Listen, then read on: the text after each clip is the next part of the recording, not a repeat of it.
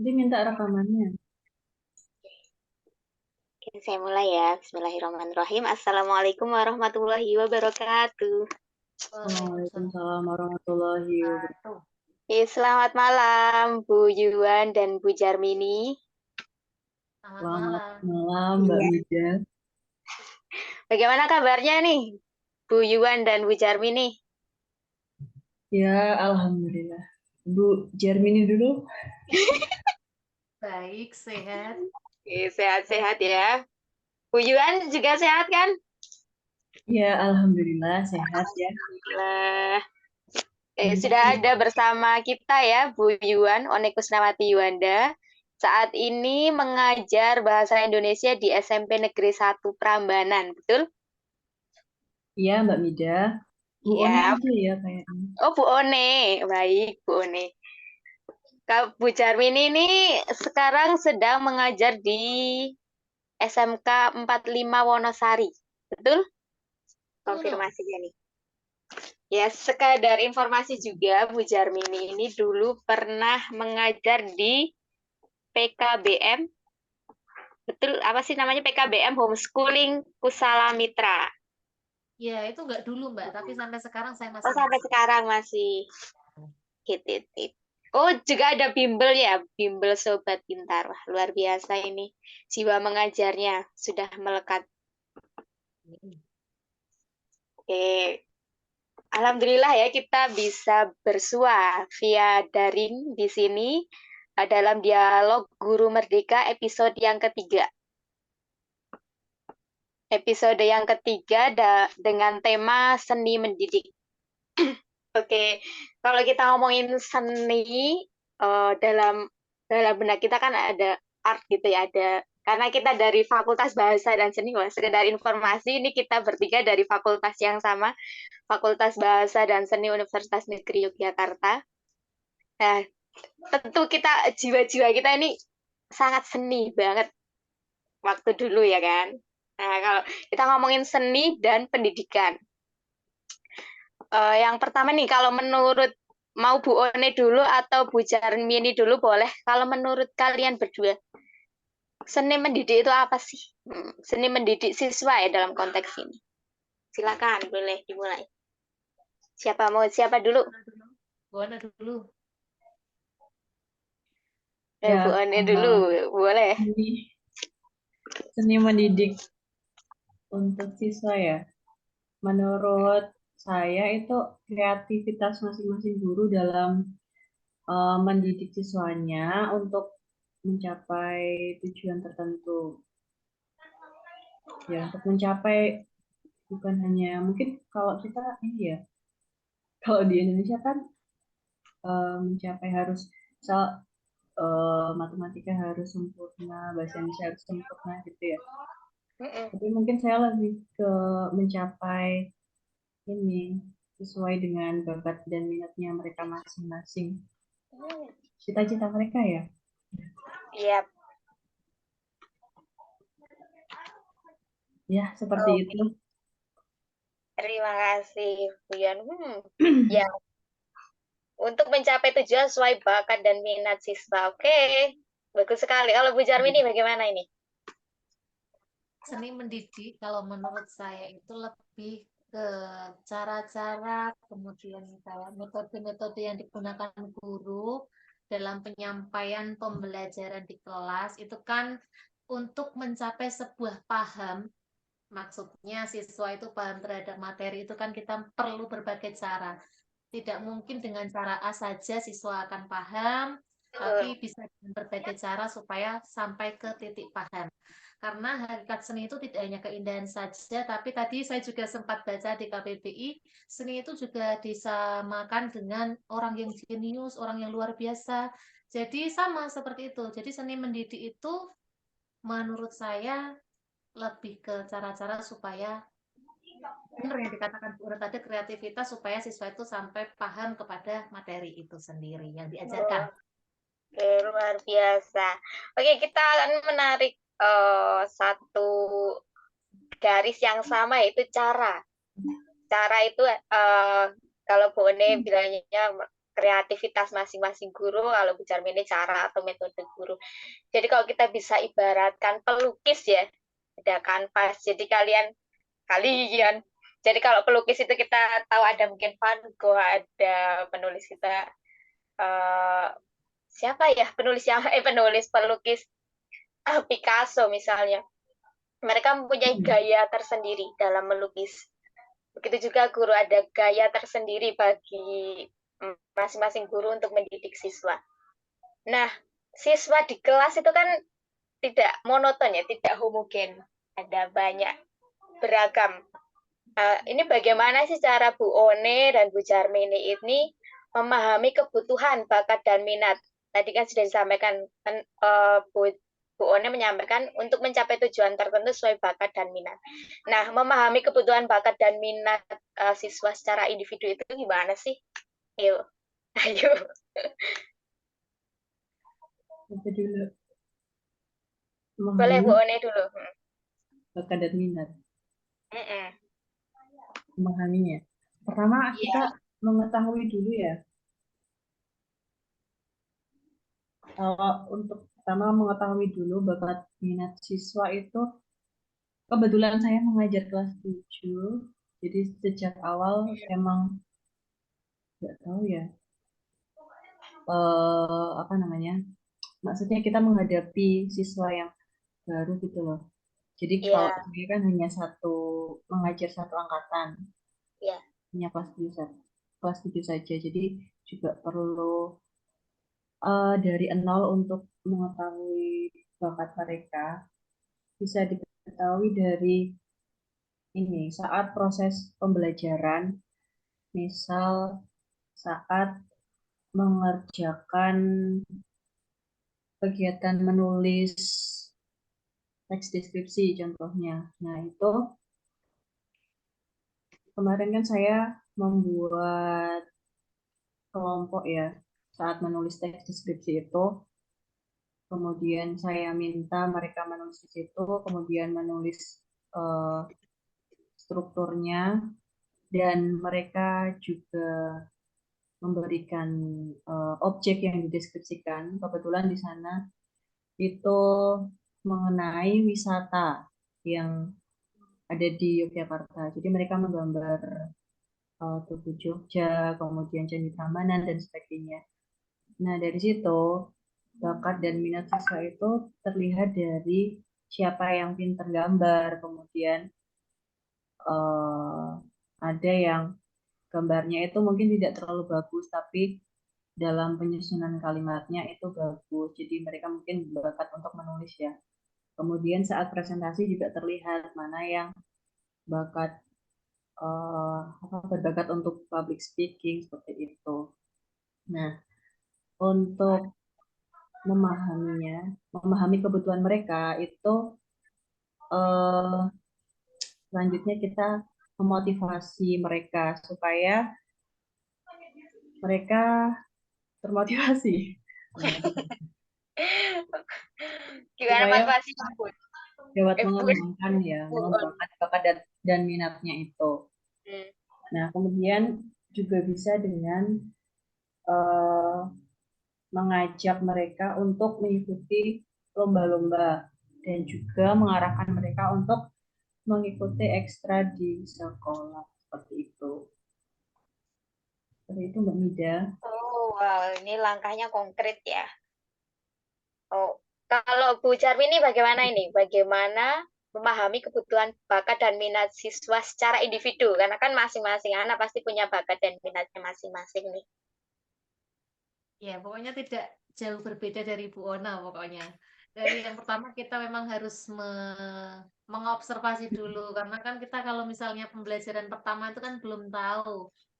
Kalau dalam bahasa Indonesia Ya. misalnya siswa ini ternyata bakatnya dalam menulis, mungkin dalam berbicara seperti yang disampaikan tadi, mungkin public speaking-nya itu memang perlu dilakukan, nggak cukup satu kali pembelajaran saja, tapi berkali-kali kita observasi secara terus-menerus.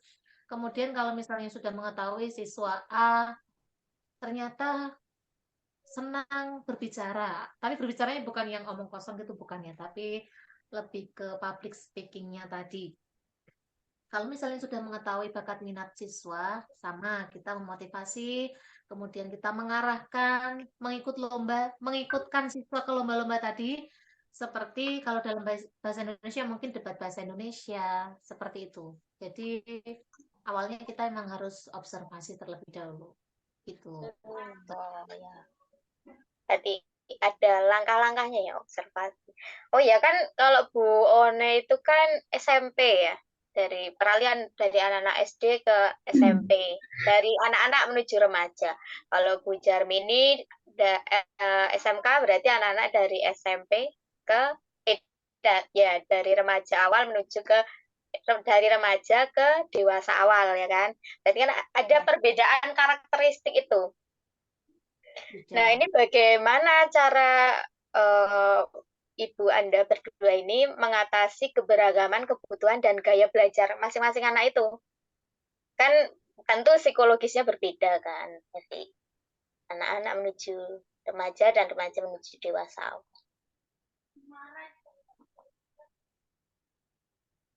Untuk membedakannya ya, Mhm. terkait Atau, apa? Terkait ya, atau mungkin kalian mengalami kesulitan atau tidak dan bagaimana itu mengatasinya anak-anak yang dalam masa peralihan itu? kalau sejauh ini kebetulan ya, nggak tahu kan nanti ke depannya gimana, tapi kebetulan anak-anak yang saya ajar itu mereka bisa menyesuaikan semua. Hanya saja mungkin untuk materi di bahasa Indonesia yang pertama ini lumayan sulit. Meskipun di kelas SMP itu sudah pernah diajarkan, teks laporan hasil observasi itu sudah pernah kan Bu kalau di SMP. Ya. Untuk di tahap tahap awal itu memang lebih sulit. Ya, karena teks laporan hasil observasi itu kan bukan seperti teks-teks yang karya sastra begitu ya. Jadi lebih ini. Tapi mereka saya ajak untuk berdiskusi, kita pakai juga teknologi-teknologi, ada media sosial, ada YouTube yang bisa digunakan juga untuk menggali potensi materi-materi yang lain. Ya, kalau Bu One bagaimana? Mengatasi keberagaman kebutuhan dan gaya belajar siswa yang Ibu didik. Sekarang kan ada ini ya, katanya memang sih bukan katanya. Pembelajaran berdiferensiasi itu, nah itu dari situ kan karena keberagaman ya. Jadi untuk sebentar. Ini keberagaman agar mereka diterima. Misalkan kayak yang pintar gitu ya. Boleh, Kan bisa. yang kurang pintar gitu ya. Mungkin yang kurang Mm-mm. pintar kurang bisa diterima gitu maksudnya. Ya. Oh ya. Nah, kalau itu bisa kita melakukan apresiasi ya Mm-mm. dari gurunya. Misalkan seperti tadi yang jadi jangan ditonjolkan kekurangan mereka, tapi kelebihan mereka dalam sebuah misal dalam sebuah kelompok tadi dalam menulis deskripsi kan ada yang pintar menggambar atau presentasi dan lain sebagainya. Nah, mungkin nanti di akhir pembelajaran ada kayak piagaman yang Oh, kita buat reward, sendiri reward. ya, reward, Hadiah gitu. ya yang bisa kita buat sendiri di Canva gitu ya. Nah, itu terus nanti ada kategori siswa terbaik dalam Oh, gitu. Nah, wah seru ya. ya. Hmm. Jadi yang mungkin kalau ada apa namanya menulis teks deskripsi kan ya pasti ada yang pintar di akademik kan pasti ini ya paling bagus ya. Tapi kan mereka yang mungkin kurang kan bisa membanggakan keahliannya di bidang yang lain gitu. Wow, luar biasa. Seperti itu. Mungkin dari saya seperti itu. Wah, terima kasih Bu Ani dan Bu Jarmini. Ada dua hal yang saya tangkap ya kalau Bu Jarmini ini memakai tools, memakai alat-alat dari teknologi, media sosial dan sebagainya. Yang memang anak remaja kan tertarik dengan hal-hal yang berbau teknologi dan apalagi media sosial ya. Dan Bu One ini kalau di teori ada teori behavioristik ya, yang memberi reward, apresiasi. Dan bagus sekali menonjolkan kelebihan karena tidak semua guru mampu melihat itu, Bu. Ya kan? Iya, Nah, susah juga sih. ya kan? Yang kita lihat kan yang ini ya, yang kayak bisa ngerjain soal ya, ini yang pintar biasanya ini aja gitu. Tapi kita Iya, kadang lupa untuk mengapresiasi yang pintar gambar, pintar apa ngomong. Mungkin yang rame, yang sering rame itu mungkin dia juga bisa pintar ngomong di depan kelas. Cuman belum ada ruang yang tepat mungkin ya. iya, Itu. itu. Itu em, membuat saya berpikir, bisakah saya seperti Bu One yang bisa melihat masing-masing siswa itu, wah ini kelebihannya apa, saya anak tuh semangat untuk belajar karena Iya. diapresiasi kelebihan mereka. Nah, tadi Iya. kita Bu Charmi ini menyinggung tentang teknologi. Nah, kalau di kelas ini sudah menerapkan full inovasi atau masih ada pembelajaran yang tradisional, misalnya ceramah aja? Atau bagaimana kalian tuh memadukan antara metode yang tradisional dengan yang inovatif yang sekarang-sekarang ini? Mungkin ada tren guru mengajar apa, seperti membuat rhymes atau penyanyian gitu-gitu, bagaimana? Kalau Bu Charmi saya, dulu. Dari Bu Jermin dulu. ya dari saya dulu. Kalau saya tetap masih menggunakan yang ceramah dan sebagainya, karena ceramah itu bukan termasuk yang tradisional banget ya. Meskipun karena ada saatnya kita harus berpusat pada guru, dan berpusat pada guru itu tidak selalu guru menjelaskan materi itu tidak, tapi ada saatnya ketika siswa memang tidak tahu atau mungkin kurang paham terhadap materi yang diajarkan dan sudah benar-benar untuk medianya sudah kita berikan tapi masih belum paham, itu bisa kita gunakan dengan ceramah. Tetapi sejauh ini saya tidak terlalu banyak menggunakan ceramah, tapi lebih ke berbasis diskusi, kemudian juga berbasis proyek. Jadi saya sering sering mengamati siswa selama berapa tahun ya ini, 2 tahun mengajar itu, ketika kita melakukan pembelajaran dengan berbasis proyek, contohnya misalnya bermain drama ada ya, kayaknya ada materi drama kalau tidak salah tuh.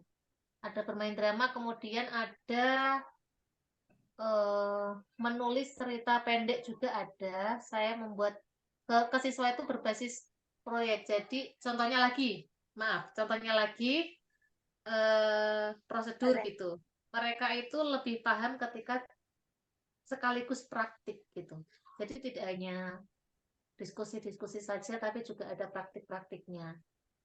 Tuh, terutama kita menggunakan media tadi. Biasanya menggunakan media, bentar, media YouTube.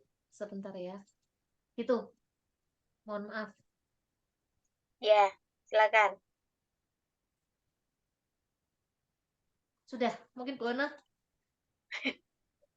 Udah. Ya.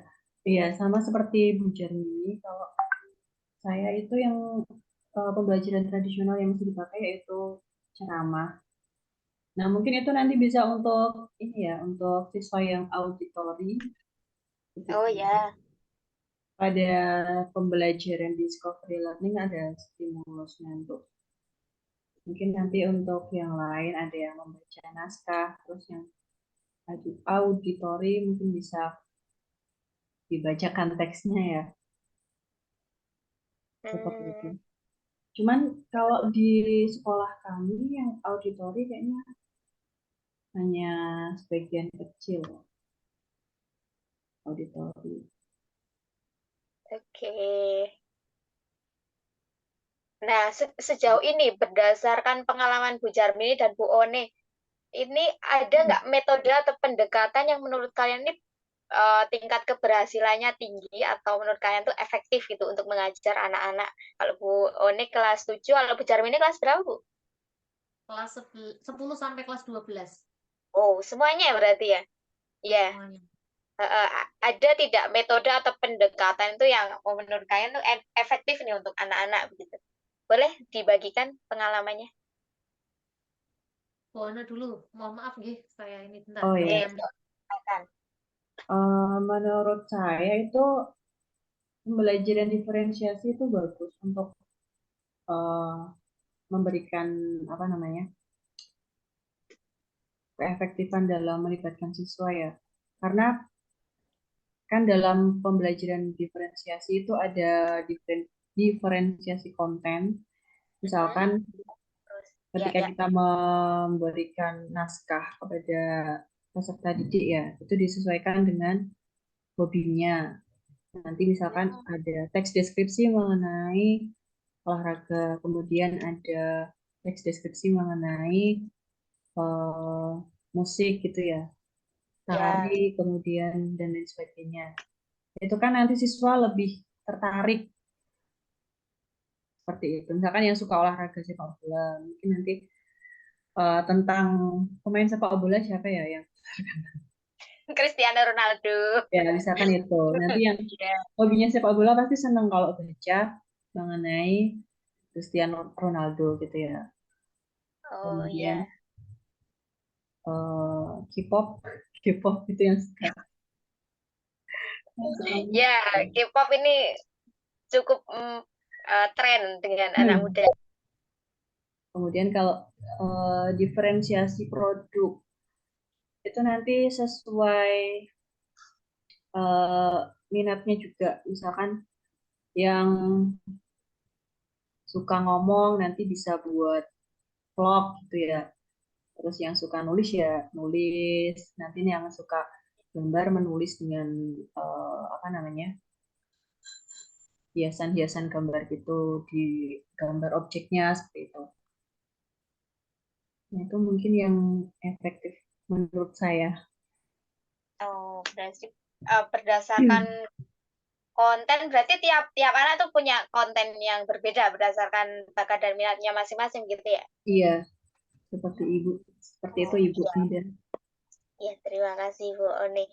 Bu Jarwini mungkin pengalamannya bagaimana? Silakan berbagi. Mohon maaf ya Mbak Mida, tadi sambil chat-chat gitu ada chat penting banget. Oh Jadi iya. nih. Tadi pertanyaannya gimana? Eh, ada tidak sejauh pengalaman Bu Jarwini nih, ada tidak metode atau pendekatan pengajaran kreatif nih yang terbukti itu efektif sejauh ini? Efektif untuk selama proses pembelajaran sehingga tujuan pembelajaran itu tercapai. Kalau saya lebih ke menggunakan ya tadi kalau sejauh ini saya bukan guru yang menyediakan media pembelajaran itu lebih menyusun yang kreatif-kreatif tidak, tapi saya tadi menggunakan YouTube dan sebagainya. Jadi siswa mengamati sekaligus belajar. Kemudian untuk eh, soal-soalnya itu juga menggunakan media yang puisis itu loh, gitu. Oh, pakai kuisis. Ya, ya. Ya,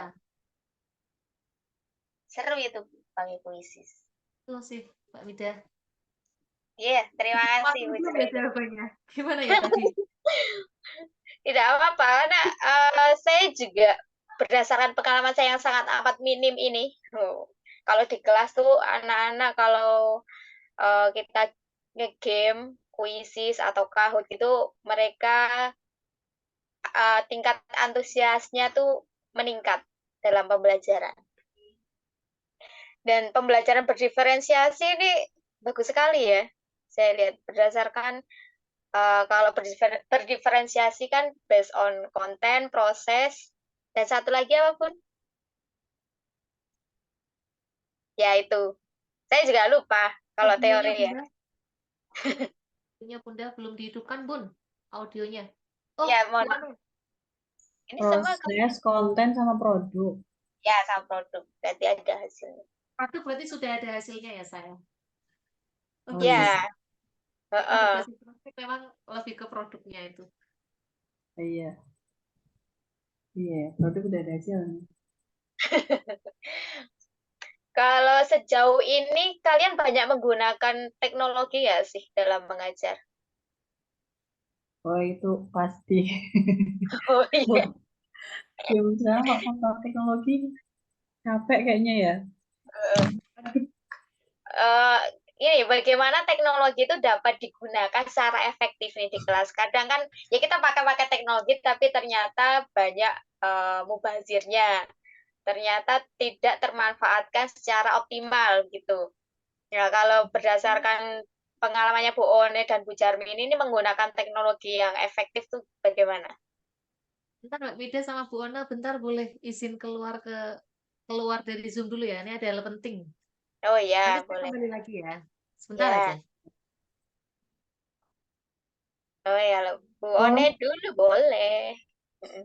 Bagaimana teknologi dapat digunakan secara efektif? teknologi dapat digunakan secara Eh, efektif. Nah, kebetulan terutama HP ya. Ya, HP, HP diperbolehkan itu Bu di sekolah Anda untuk menggunakan HP di kelas. iya boleh, boleh. Hmm? Tapi di sekolah itu semua siswa itu tiap pagi kan mengumpulkan HP. Ya. Nah, itu ketika nanti guru membutuhkan, itu nanti baru diambil. Oh. Hanya saja kalau di pembelajaran bahasa Indonesia ketika berkelompok itu saya berikan satu HP satu kelompok. Terus nanti kalau misalkan ada salah seorang siswa yang menyalahgunakan, ya udah saya ambil gitu. Kemudian eh, ini seharusnya HP itu harus dipercayakan kepada anak yang bisa dipercaya ya, maksudnya yang bisa menggunakan dengan sebaik-baiknya gitu ya. Seharusnya seperti itu Hmm. biar tidak disalahgunakan. Oh, berarti dalam pembelajaran Bu One ini selalu menggunakan teknologi dalam hal ini HP ya, atau ada kalanya tidak menggunakan HP selain ulangan atau ujian gitu. Ya tidak selalu sih, ketika dibutuhkan saja. Hmm, Misal saat mencari referensi gitu ya, oke, referensi. ya. Tapi itu ya terbatas penggunaannya. Iya, ya tergantung juga. Kalau misalkan mereka butuhnya disesuaikan saja. Kalau misalkan butuhnya hanya cukup satu kelompok satu HP ya satu aja. Soalnya nanti kalau kebanyakan juga saya memantaunya juga susah sih. Bisa. Oke. Kalau selain HP ada tidak teknologi yang digunakan Bu One dalam KBM? Dalam KBM itu ada apa ya? Padlet. Oh, pakai baterai. Padlet udah pernah belum? Pernah kan Padlet. Ya, ya, Terus ya, terus eh, satunya kuisis itu apa ya namanya? Yang di sana itu ada ini belum kok belum sih. Nanti kayak ada spinner, terus ada TTS itu apa ya? Aku lupa ya namanya. word wall. Nah ya itu board wall. Oh, berarti sekolah Bu One ini udah cukup melek teknologi anak-anaknya. Karena ada beberapa daerah yang nggak paham dengan misal Padlet atau apa. Kalau Padlet kan cara menggunakannya juga mudah ya. Kita Oke, terima kasih. seperti seperti word apa namanya wordsheet, Boksit belum ya. wordsheet ya. Mm-mm. Cuman kan lebih menarik ya. Ya walaupun di wordsheet juga bisa menambahkan gambar yang gitu sih. Tapi kalau video bisa nggak di wordsheet? Saya belum menerapkan itu malah Bu One. Saya perannya word wall. Mungkin Bu Jarwi ini mau berbagi, sharing apa yang sudah Kalau diterapkan dengan teknologi. kalau saya tadi lebih ke yang untuk mencari referensi materi, kemudian ya seperti HP, kemudian komputer, tapi lebih banyak ke komputer ya kalau yang di PKBM itu karena anak-anaknya itu memang tidak dianjurkan untuk memegang HP selama 1 minggu. Selama satu pembelajaran itu mereka jadi ketika pembelajaran dari Senin sampai Jumat itu mereka tidak memegang HP. Jadi Oh. kita kadang pembelajarannya itu di lab gitu. Nanti kita menjawab soal juga melalui kuisis itu juga di lab di komputer seperti itu. Terus untuk peran dari teknologi itu sendiri sangat penting dan sangat sesuai sebenarnya ya, sangat sesuai dengan anjuran dari apa ya, Kementerian Pendidikan kalau tidak salah itu untuk yang multiliterasi itu loh. Kan Ya. kalau literasi itu tidak harus dari buku saja, tapi bisa didapatkan dari mana mana saja, bisa dari kontennya atau mungkin ya kontennya itu multiliterasi, mendukung multiliterasi juga gitu. Hmm. Jadi tetap Kalau memakai ada lagi yang ingin disampaikan? sudah. Saya mau tanya lagi nih. Kalau di sekolahnya Bu Jarmini yang SMK 45 itu anak-anak eh, full menggunakan HP atau dikumpulkan tuh kayak seperti di sekolahnya Bu Oni? Kalau di SMK 45 penggunaan HP itu juga dibatasi, tidak melulu ketika pembelajaran kita menggunakan HP itu enggak. Tapi Hmm. ketika dibutuhkan saja dan ketika memang materinya itu mereka merasa kurang gitu. Karena ada beberapa buku pembelajaran itu yang materinya itu sedikit tapi banyak latihan-latihan soalnya itu juga ada. Hmm. Kalau sejauh ini kalian pernah menggunakan media kreatif ya? Media kreatif seperti yang Ya, yang kalian buat sendiri atau bagaimana? Nah, itu bagaimana media kreatif itu dapat meningkatkan pengalaman belajar bagi siswa. Bagaimana kalian melihat proses dari anak yang belum paham terus menggunakan media itu menjadi paham, menjadi mengerti atau dan bisa gitu. Hmm. Ini sharing aja, berbagi saja. Contohnya, mungkin siapa tahu guru di luar sana menjadi terinspirasi dengan cerita kalian. Yang tadi maksudnya eh peningkatan belajar siswa dengan media kreatif tadi ya. Ya, Kalau sejauh ini mungkin ya kebanyakan ini dulu menarik siswa dulu, menarik apa namanya antusias siswa ya. ya. Tapi kalau kayak kuis gitu juga mereka juga berlomba-lomba ya sehingga kayak oh bisa ada kuis gitu terus nanti mereka apa namanya belajar gitu apalagi kalau misalkan dikasih hadiah kayak gitu ya Oh, ada reward. itu juga mereka pasti belajarnya Oh. walaupun Oke, kalau Bu Jarmini? Kalau saya kembali lagi itu Mbak, kalau untuk yang menyediakan media-media itu mungkin saya masih kurang dalam hal itu. Tapi saya selalu menggunakan produk-produk yang dihasilkan siswa sebagai medianya juga. Jadi siswa dapat misalnya siswa kelas 10 yang sudah naik ke kelas 11, nanti produk dari siswa kelas 10 yang sudah naik ke kelas 11 itu saya gunakan sebagai media untuk pembelajaran di adik tingkatnya di kelas 10 begitu. Jadi tetap Oh, di YouTube ya kalau saya.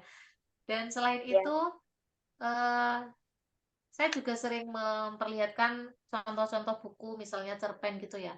Kemarin Mm-mm. saya sudah berencana dan sudah hampir jadi, sudah hampir final.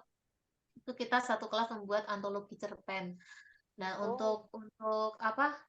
Untuk covernya itu mereka sendiri yang membuat gitu. Jadi saya tetap mengapresiasi mereka semua. Covernya juga lumayan.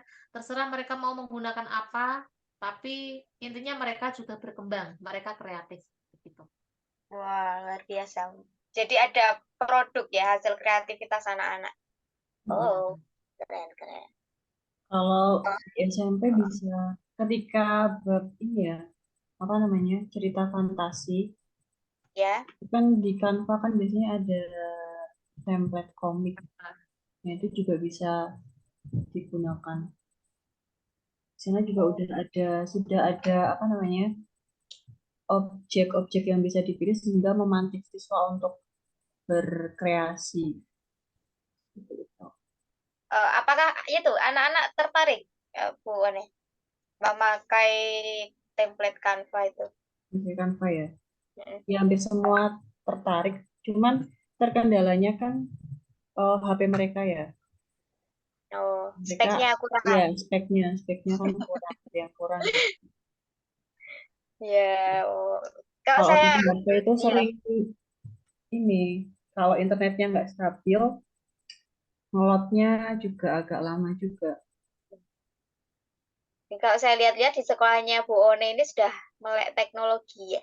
Sudah sangat melek teknologi malah. Ya, nanti kan seperti itu kan nanti eh, bisa belajar dari temannya juga. Yang mungkin Hmm, beberapa anak sudah melek teknologi, terus nanti kan bisa ngajari yang lainnya. Seperti itu. Oke. Oh iya, kalau Bu One ini mengajar dari tahun berapa, Bu? Dari tahun 2021, Oh, berarti setelah pandemi ya? setelah iya. Oh, Kak. Setelah pandemi. Atau masih masih mengalami fase pandemi?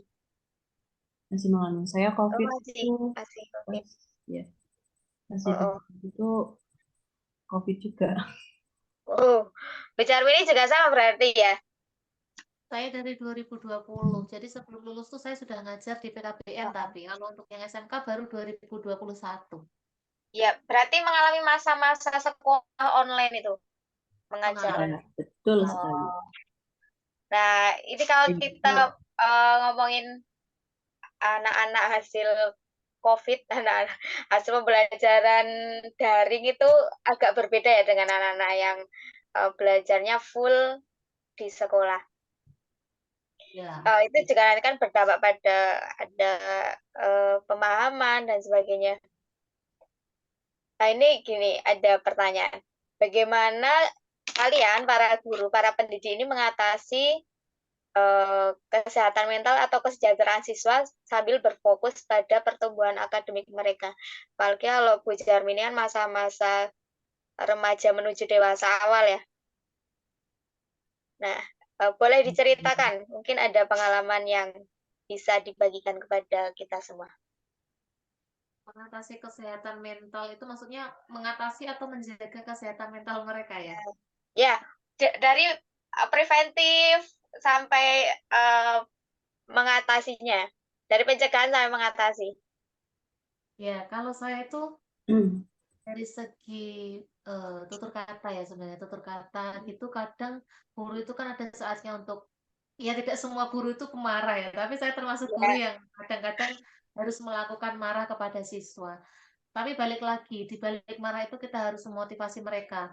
Tidak serta-merta misalnya siswa melakukan kesalahan apa, kita marah-marah saja. Tapi kita juga menjelaskan kenapa itu merupakan tindakan atau mungkin tutur kata yang salah, kita harus bisa menjelaskan. Dan mungkin sebagai guru, guru itu kan juga manusia. Mungkin ada beberapa kata yang menyakiti mereka, ya, kita tetap di akhir pembelajaran kita sampaikan kalau misalnya ada tutur kata yang salah atau kelakuan dari saya sebagai guru itu ada salah, saya mohon maaf gitu. Selain itu, saya termasuk guru yang sering dicurhati siswa ya. oh, jadi menjadi Ah, rumah untuk siswa. rumah Iya. untuk siswa benar.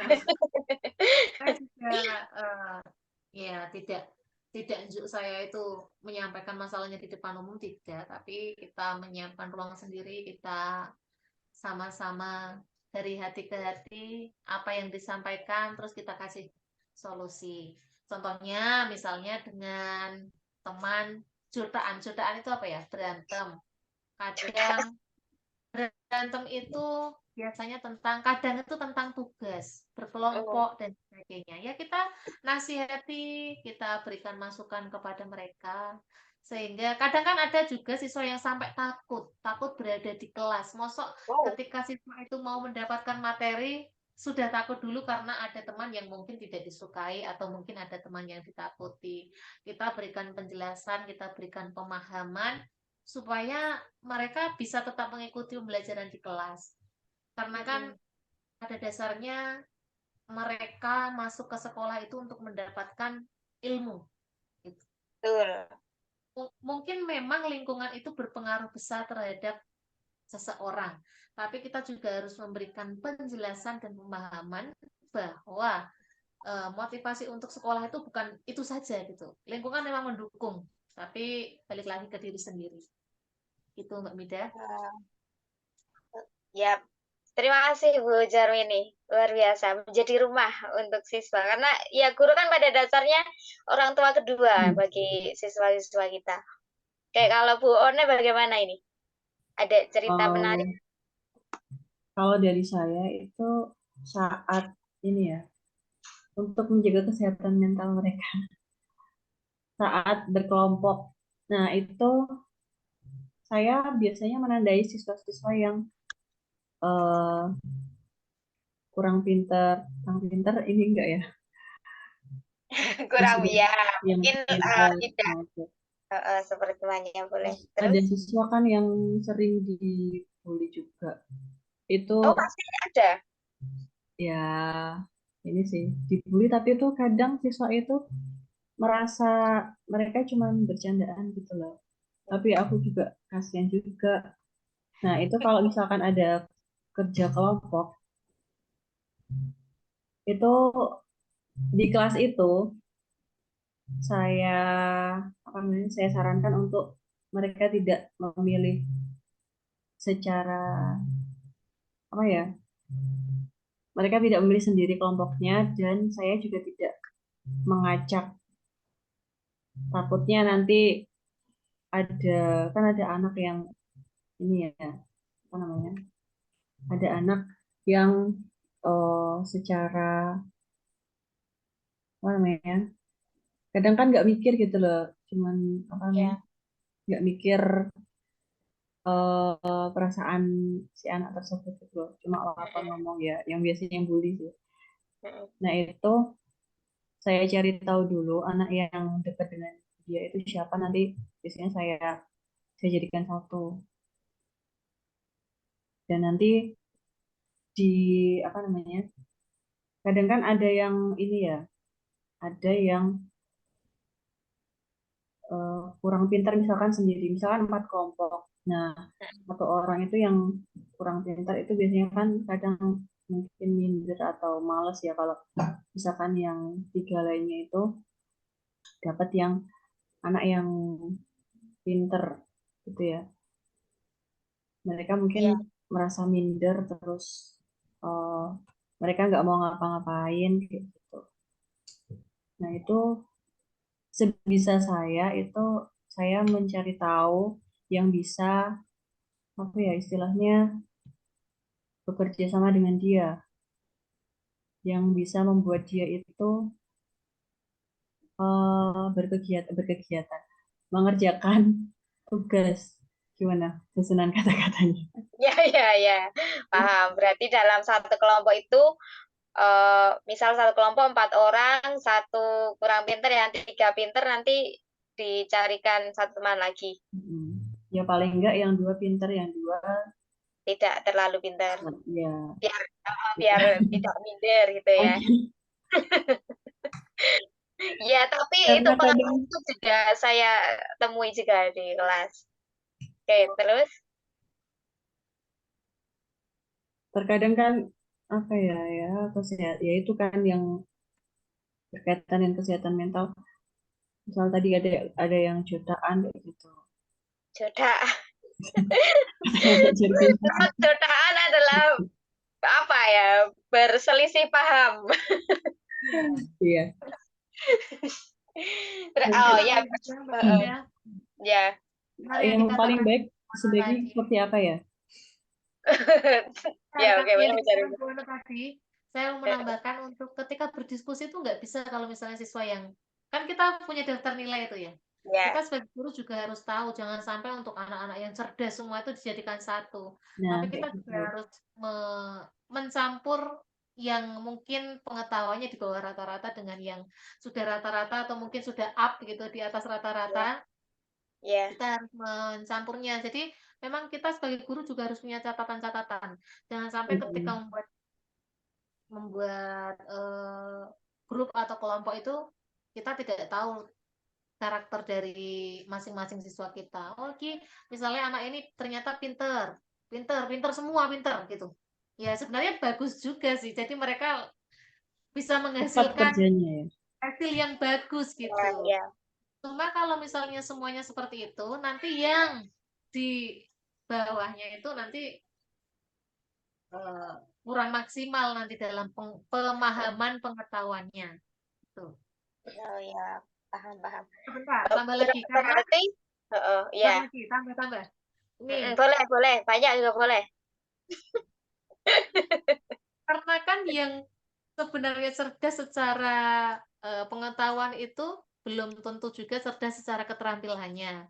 Bisa jadi Ya. mereka yang rendah dalam pengetahuannya, keterampilannya ternyata lebih banyak. Nanti di dalam kelompok itu kan bisa saling bekerja sama. Gitu. Ya, Kalau saya tuh biasanya sering membuat mind mapping gitu. Jadi untuk anak-anak yang memang nggak suka gambar itu memang jelek banget gitu. Tapi untuk anak-anak yang kreatif gitu, ya nggak jelek banget sih gimana ya? ya Kayak kurang kurang bagus. niat gitu, kayak kurang niat. Padahal cuma garis-garis gitu kan, gimana ya? Ya, main Nggak jelek map, banget. paham. Kayak garis-garis saja gitu. Kayak kurang kreatif, kayak kurang semangatnya gitu loh. Iya, Bukan jelek ya, aduh maaf ini. Eh, Terus ada juga yang memang sampai menggunakan banyak alat, banyak apa ya, ya, bahan-bahan untuk membuat hasilnya supaya menjadi kreatif gitu loh. ya, effortnya tinggi. Iya, effortnya tuh lebih gitu. Eh, Lah saya jelek banget, nggak jelek ya. Kadang karena cuma garis-garis gitu loh. Aduh, Ya, padahal seni, seni itu semuanya bagus. Nilainya tapi. ya, berarti kan masing-masing dari kalian ini ada pendekatan personal dan juga membuat observasi. Kalau semakin detail observasinya, semakin bagus dalam kalian mengelola kelas, membentuk kelompok dan sebagainya ya. Wah. Dan oh ya, Bu One mengajar berapa kelas? Mengajar 4 kelas. 4 kelas. Kalau Bu Jarmini Di mana? di SMK 45? Kalau di SMK 45 saat ini mengajar hanya kelas 12 toh. Tapi kalau untuk yang PKBM semuanya. Luar biasa. Ya, itu kan berarti masing-masing anak kan mempunyai karakteristik yang berbeda. Dan sebagai guru harus paham nih masing-masing siswa ini potensinya di mana, kekurangannya di mana, kelebihannya di mana, dan sebagainya. Wow. Uh, kita lanjut. Mana ya ini? Ini ada nggak sih sejauh ini kesulitan selama kalian berdua ini mengajar dan belum terpecahkan kesulitan itu, ada tidak? Kesulitan. Mm-mm. Kayak ditanya Yang kayak menjadi gini. ya, yang menjadi PR terus menerus gitu, tapi kok saya belum berhasil gitu, menghadapi ini. Membagi manajemen waktu dengan administrasi. Waduh, langsung salahkan pusat itu. Ya, terlalu ini beban Aduh. administrasi masih masih menjadi ini beban tersendiri ya, manajemen waktu. Tugas tambahan. Oke. Ya, kalau saya ya pengennya yang ngajar-ngajar aja gitu ya. Kayaknya nggak cuma Bu One deh itu. Semua guru di Indonesia ini ya ngajar aja. Betul. Tapi ya memang administrasi kan diperlukan supaya nanti sampai atas bisa menjadi evaluasi apa yang kurang dalam pendidikan kita. Kalau Bu Jarmini ada tidak PR yang selama ini masih mengganjal belum terselesaikan? Kalau administrasi itu pasti ya, karena tidak kita itu saya juga tidak munafik. Saya itu kalau untuk urusan administrasi itu memang lebih lamban gitu ya. Oke, silakan keluh kesahnya dikeluarkan supaya nanti siapa tahu ini Pak Nadim ini melihat ya. Tapi sebenarnya Pak Nadiem itu sudah sering kali bilang administrasi itu biar kita tuh sediakan saja itu deh. Saya sering mendengar sih. Iya. Sama ini. Kalau saya itu lebih ke apa ya tadi saya ingat sekarang agak tadi administrasi, terus media. Oh, Di sini media. tuh ada pemikirannya, saya tuh mau membuat media ini untuk materi ini. Jadi jatuhnya tuh Iya. medianya itu masih kurang gitu. Oke. Ada tidak upaya-upaya dari Bu Jarmini maupun Bu One untuk menghadapi itu? Ya ada kita buat tapi ya nanti kembali lagi seperti semula. Tapi ada upayanya. Ya, habit ya sepertinya ya. Memang susah, tapi mari kita berusaha demi masa depan pendidikan kita. Kalau Bu One ada tidak upaya-upaya? Kayak biasanya kan kalau sekarang kurikulum merdeka ya Heeh. lebih lebih sepertinya lebih ringan Oh, karena tidak seperti Kurtilas. Ya, iya kan bisa mengadopsi untuk modul kan bisa mengadopsi dari yang sudah ada. Oh, ya pun. ya, Kalau ya. di MGMP itu biasanya dibuat seperti kelompok gitu ya nanti saling sharing ya tinggal tinggal kita menyesuaikan di sekolah masing-masing seperti itu. Oke. Kalau untuk Hmm, administrasi. Oh iya, mungkin yang masih mengganjal itu ini loh, penggunaan HP di di sekolah.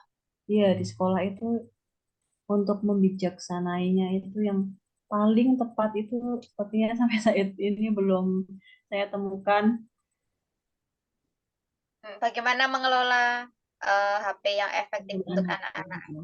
Iya, Eh, apa apa yang paling ini Bu One, yang paling mengganggu penggunaan HP di kelas tuh apa praktiknya? praktiknya. Mm-mm. Mengganggu itu contohnya maksudnya seperti apa? Misal Dari, saat pelajaran anak main TikTok kah atau buka oh, Instagram? ya TikTok, terus sekarang foto-fotoan teman gitu loh. Temannya lagi Oh, apa kayak gitu. Foto yang jelek-jelek kayak gitu. oh, aib, aib, Iya, Aib, aib, aib-aib gitu. Terus aib teman. teman. terus apa ya? Ya kebanyakan TikTok, WA, Hmm. oh, gitu. Nah Berarti itu itu mengganggu proses pembelajaran, Bu One. ya sudah pasti. Mungkin kadang Tidak bisa langsung disita itu. Kamu main TikTok, saya sita HP-nya gitu. mau buka apa? Ya kalau saya sita di kelas, nggak sampai saya sita. Kecuali kalau Wah, memang memang udah kalau cuma kayak TikTok gitu ya, saya sita di kelas. Tapi kalau misalkan yang parah banget sampai ke situs-situs yang seperti itu mungkin ya dipanggil orang tuanya ya. Oh, tapi pernah ada pengalaman seperti itu. Kalau di kelas 7 enggak sih, karena masih habis SD ya, masih Ya, polos-polos.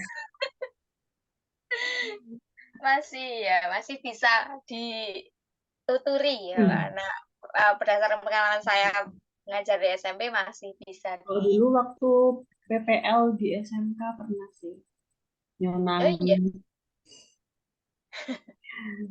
iya oke. di salah satu SMK. Sudah, terima kasih ya sudah berbagi sejauh ini. Mungkin dari teman-teman yang hadir di Zoom ada yang ingin ditanyakan? Silakan.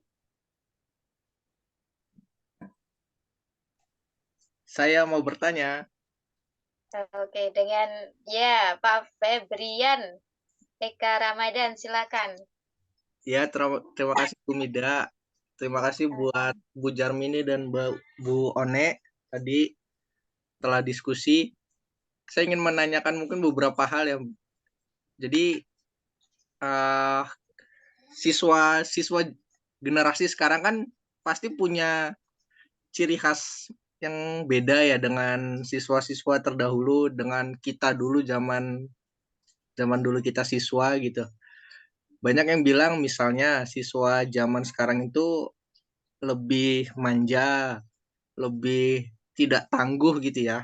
Contohnya dimarahi sama gurunya, dimarahi sedikit, langsung melapor ke orang tuanya. Dan orang tuanya pun langsung, ya orang tuanya pun langsung dengan berani gitu kan memarahi balik gurunya. Bahkan sampai menyerang gurunya pun ada kan kasus-kasus seperti itu. Yang kemarin itu rame itu, ada yang gurunya sampai buta kalau tidak salah matanya karena diserang oleh orang tua siswa yang marah anaknya dihukum gitu sama gurunya.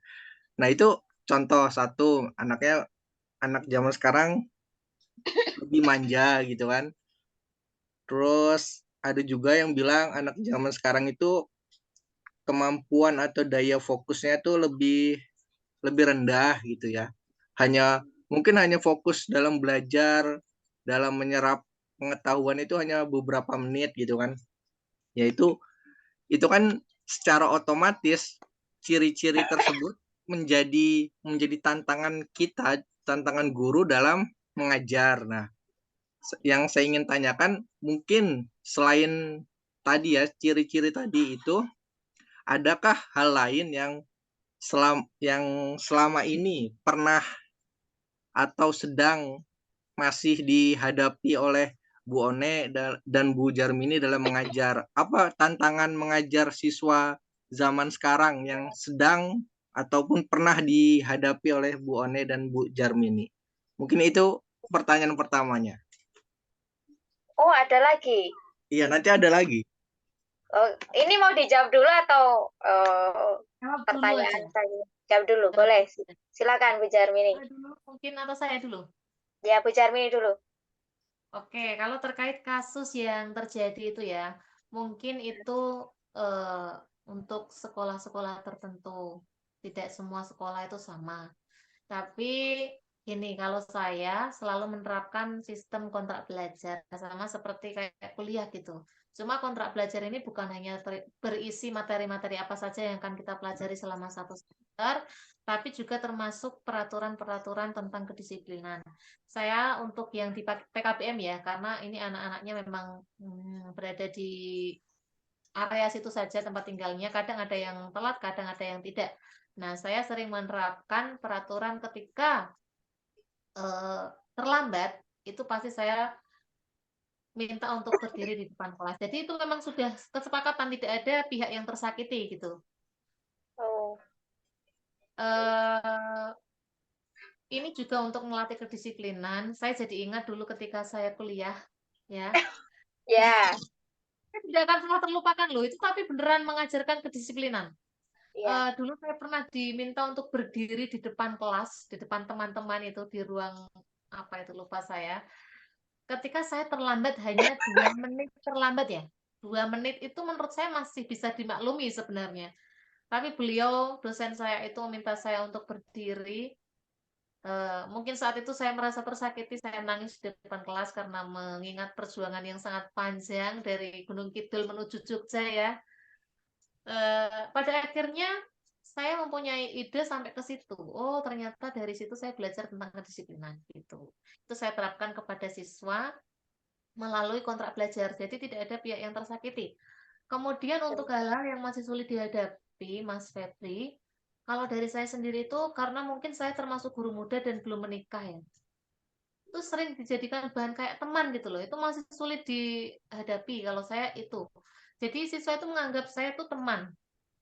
Jadi saya harus berkali-kali ketika di kelas mengingatkan kalau di dalam kelas itu kita itu sedang pembelajaran loh antara murid dan juga guru. Jadi menjelaskan kembali ada batasan-batasannya eh, antara guru dan murid gitu. Itu masih masih menjadi PR sampai sekarang karena kadang di tempat parkir saja ketika kita mungkin barengan dengan siswa yang sedang mau pulang.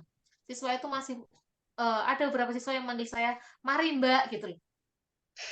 Di Itu luar kelas. di Sebenarnya kalau di luar atau di kelas, PKBM. kalau itu pas di luar sih, tapi masih dalam Oh, lingkungan sekolah. Jadi kayak kurang nyaman saja. Kalau di Oh, luar sekolah mungkin silakan kalau manggil saya Mbak karena saya memang masih muda gitu ya. Tapi kalau di dalam sekolah ya budayakanlah me, apa ya? Menyadari posisi gitu kalau saya tuh ternyata sebagai siswa dan saya juga sebagai gitu sih kalau saya. kalau Bu One, Tantangan yang dihadapi ya. ini termasuk siswa generasi sekarang tuh ciri khasnya apa dan yang masih menjadi tantangan Bu One? Yang masih menjadi tantangan dari siswanya. Dari siswanya? Ini mungkin anak-anak yang sekarang itu sopan santunnya kurang ya. Unggah-ungguh ya. Iya. Kemudian sekarang itu banyak siswa itu yang kayak di sekolah mungkin kurang perhatian karena latar belakang keluarganya.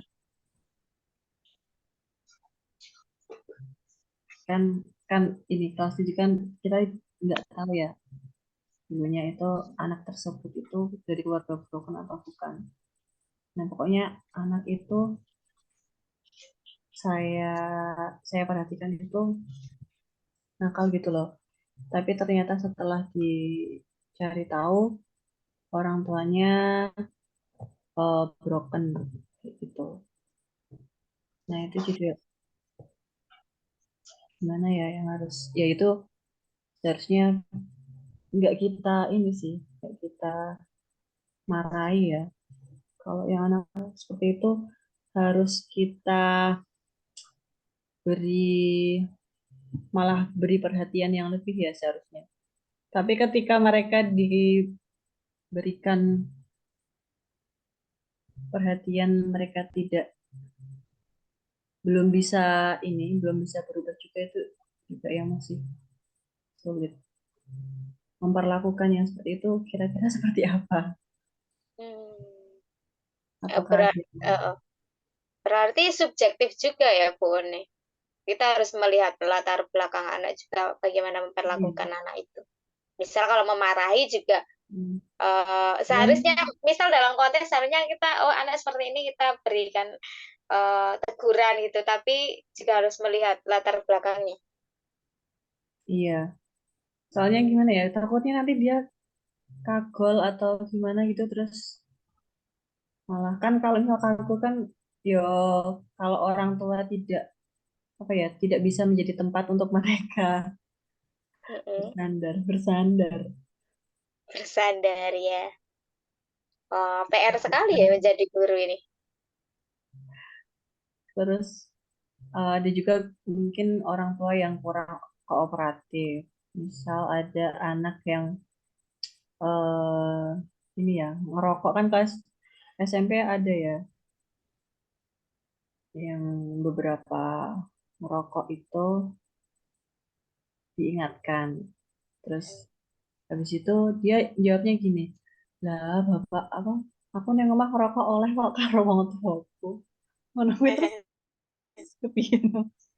Ya aturan sekolah Iya. harus sih. Iya. Tapi kan juga kita harus menjelaskan kalau di sekolah itu kan membentuk kamu supaya menjadi seorang yang seperti ini gitu ya. Iya. Jadi orang yang baik, jadi orang yang terdidik gitu. Beda dengan beda dengan di rumah. Kira-kira gimana tuh menjelaskannya? Oke. Oke, Pak Febrian, ada lagi yang ingin ditanya?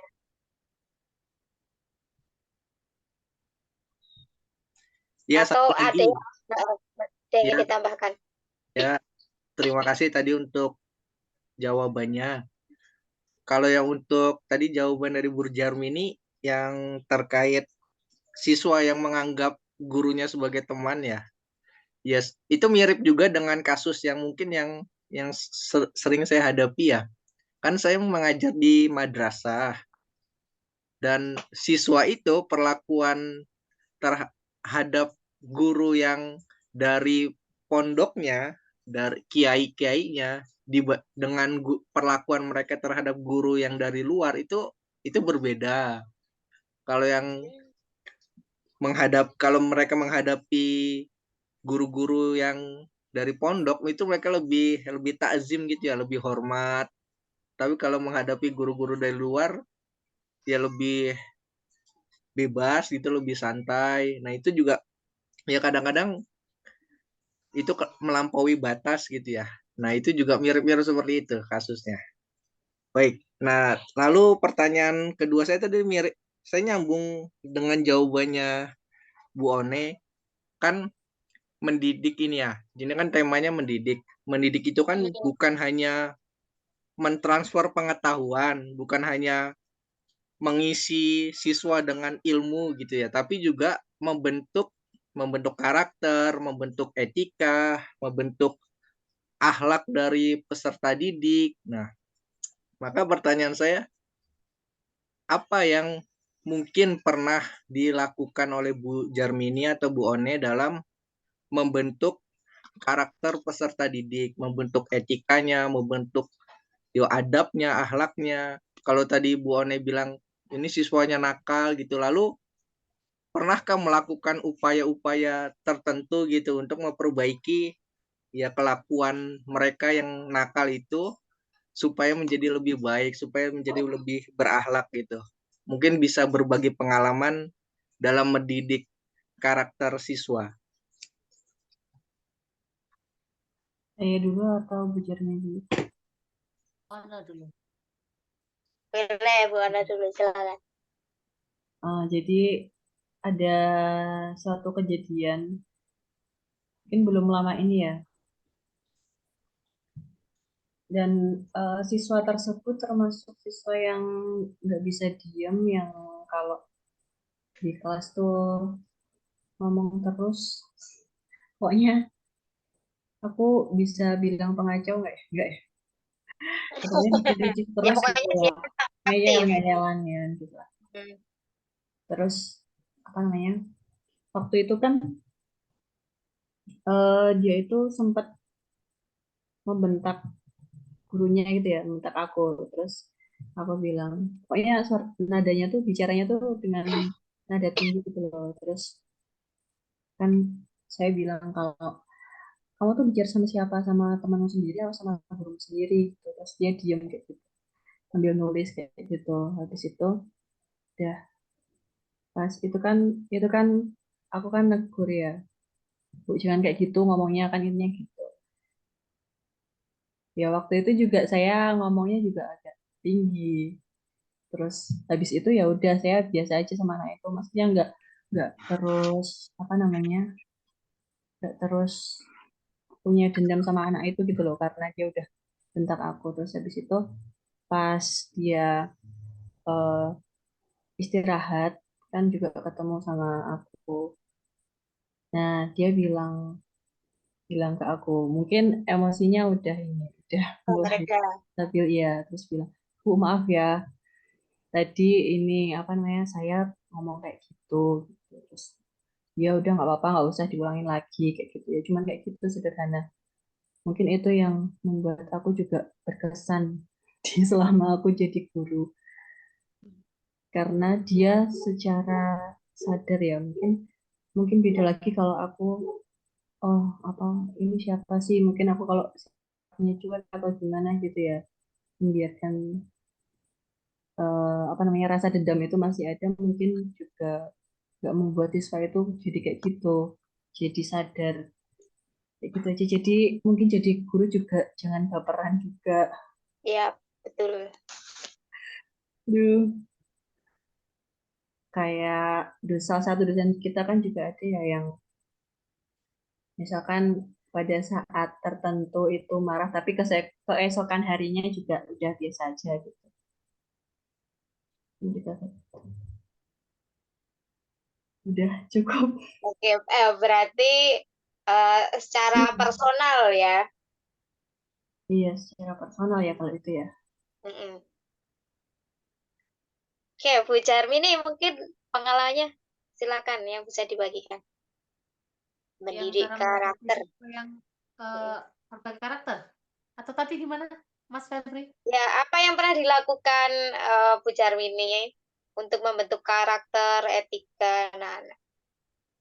Nah, gini, kalau berdasarkan pengalaman saya, untuk sekolah 45 ini kan sebenarnya agak base-nya itu, anak-anaknya itu bukan anak nakal ya, tapi anak-anak yang memang agak sulit gitu. Kalau saya secara pribadi ya, nggak tahu kalau guru yang lain. Kalau misalnya ada anak yang memang anaknya itu nakal banget gitu, saya itu lebih ke pendekatan yang ke personal sebenarnya.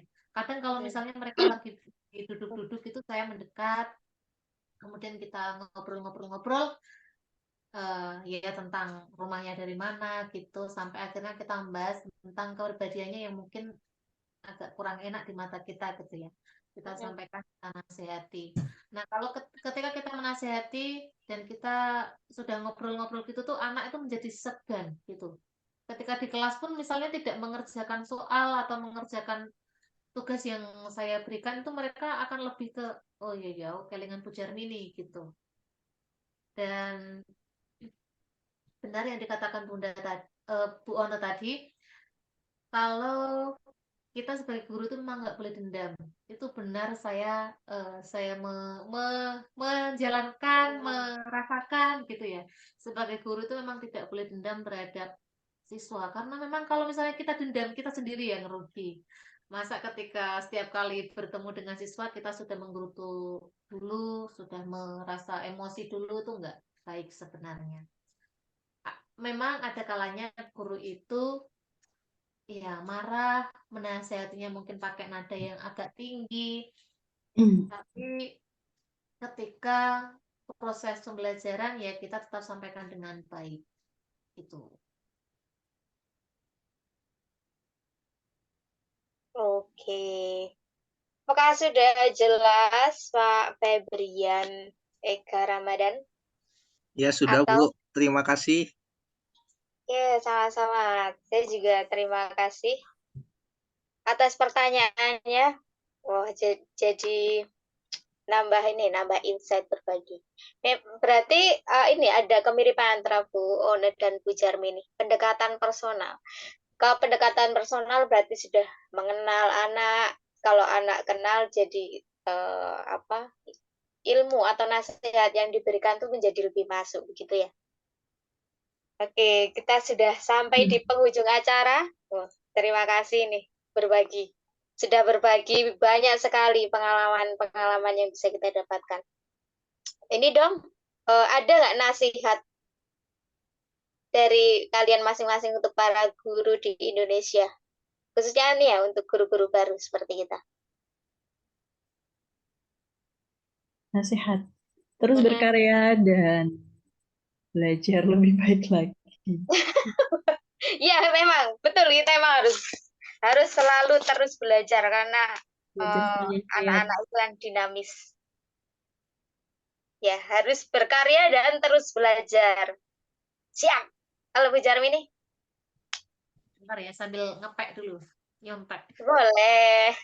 Ya, kita sebagai guru itu harus bisa gini, belajar terus-menerus. Karena sebagai manusia biasa saja, kita sebagai makhluk yang biasa-biasa saja itu memang perlu belajar terus-menerus, apalagi perubahan zaman gitu. Apalagi guru. Kita sebagai guru itu jangan lelah untuk belajar, kemudian menyesuaikan dengan perkembangan zaman. Jadi guru adalah pembelajar sepanjang hayat dan jangan lelah untuk menghadapi perubahan. Wow. Terima kasih. Ya. Oke. Terima kasih. Ini mau saya tarik kesimpulan ya dari apa yang telah kita diskusikan, kita obrolkan hari ini. Jadi seni mendidik siswa itu pada dasarnya adalah proses yang kompleks untuk memberikan pengetahuan, keterampilan, nilai-nilai, dan pengalaman yang berharga kepada siswa. Dan ini melibatkan pendidik atau guru sebagai posisi sentralnya. Oke, saya ada quotes nih dari Martin Luther King, JR. The function of education is to teach one to think intensively and to think critically. Apa itu? Fungsi pendidikan adalah mengajarkan seseorang untuk berpikir intensif dan berpikir kritis. Intelligence plus karakter, there is the goal of true education. Jadi, kecerdasan dan karakter itu adalah tujuan pendidikan yang sejati. Oke, terima kasih atas kesempatan pada malam hari ini. Dialog Guru Merdeka, episode 3 dalam tema seni mendidik kita akhiri bersama. Wassalamualaikum warahmatullahi wabarakatuh. Terima kasih Bu Ana dan Bu Jarmini. Sehat-sehat selalu. Boleh. Amin. Semoga sehat selalu semuanya.